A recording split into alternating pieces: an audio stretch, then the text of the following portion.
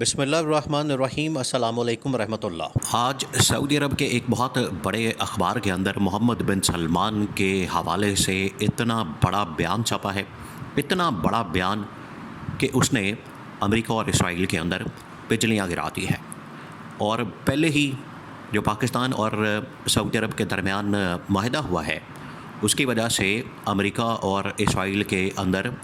ہلچل مچ چکی ہے، وہاں پر نیندیں حرام ہو چکی ہیں، نیتن یاہو کی بھی اور ڈونلڈ ٹرمپ کی بھی، اور عالمی سطح کے اوپر ایک نیا ورلڈ آرڈر یا ایک نئی اسلامی نیٹو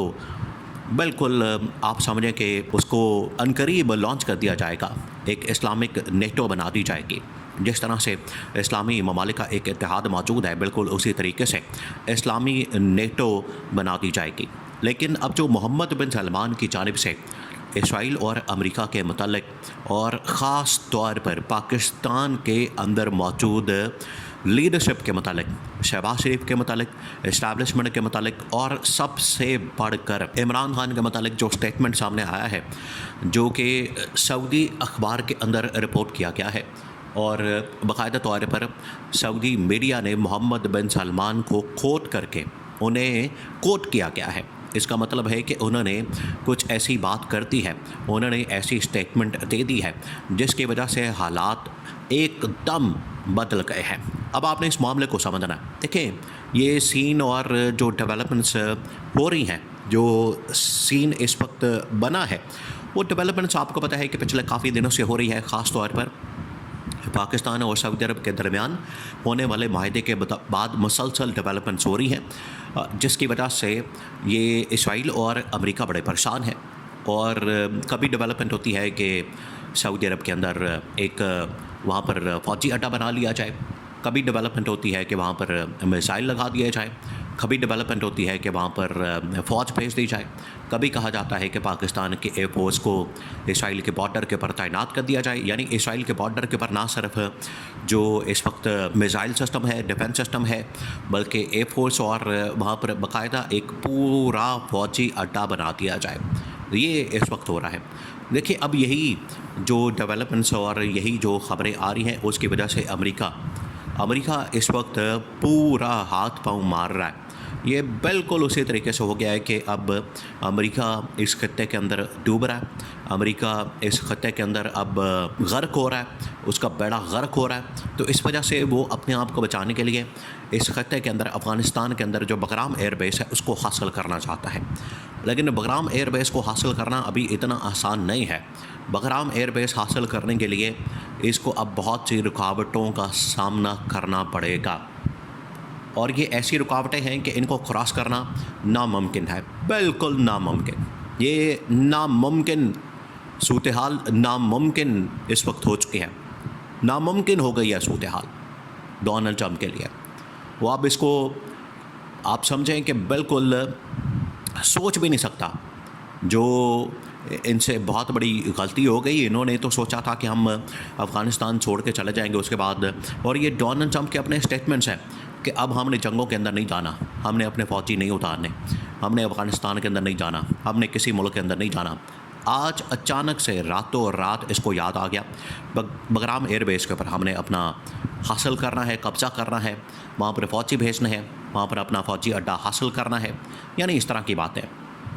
یہ جو سب کچھ کیا جا رہا ہے، یہ اصل میں کیا جا رہا ہے پاکستان اور سعودی عرب کے درمیان ہونے والی ڈیل کے بعد۔ اب جو ڈیل ہوئی ہے اور اس کے بعد جو ڈیولپمنٹ ہوئی ہے، اس میں عمران خان کو باہر لانے کی تیاری ہو رہی ہے، عمران خان کو باہر نکالنے کے حوالے سے تیاری ہو رہی ہے۔ اب دو چیزیں ہیں۔ نمبر 1، ایک تو یہ کہ آلریڈی جو اس وقت اتحادی فورس، سعودی اتحادی فورس، اس کو اب تبدیل کرنے جا رہے ہیں ایک انٹرنیشنل اسلامی اتحادی فوج کے اندر، کیونکہ پہلے یہ ایک رائل قسم کی یا ایک شاہی قسم کی فوج ہے، دستہ ہے، اور اس کی سربراہی، اس کی کمانڈ جو ہے وہ سابق army chief general Raheel Sharif کے سپرد ہے۔ لیکن اب اس کے اندر جو بڑی تبدیلی ہونے جا رہی ہے وہ ہونے جا رہی ہے کہ جنرل راحیل شریف کی جگہ army chief field marshal general Asim Munir کو اس کی کمانڈ دے دی جائے، اور اس کا جو سٹرکچر ہے، یا آپ کہہ لیں کہ اس کا جو دائرہ کار ہے، اس کی جو وسعت ہے، اس کی جو ایکسپینشن ہے وہ کر دی جائے، اس کو ایکسپینڈ کر دیا جائے، اور تمام عالم اسلام کے جتنے ممالک ہیں، تمام عالم اسلام کے جتنے سربراہان ہیں، ان کو اس میں شامل کیا جائے، ان کے دستخط لیا جائے، ان سے سائننگ اٹھے کروائے جائے، اور ان کو بھی اس میں شامل کر کے اس اتحاد کے اندر ان ممالک کی فوجیں بھی یہاں پر لا کے، اور ان ممالک کی فوجیں ان کو پہلے ادھر پاکستان کے اندر ٹریننگ دی جائے گی۔ پاکستان کے اندر ٹریننگ دینے کے بعد army chief general Asim Munir کی سربراہی میں وہ ایک پورا فوجی دستہ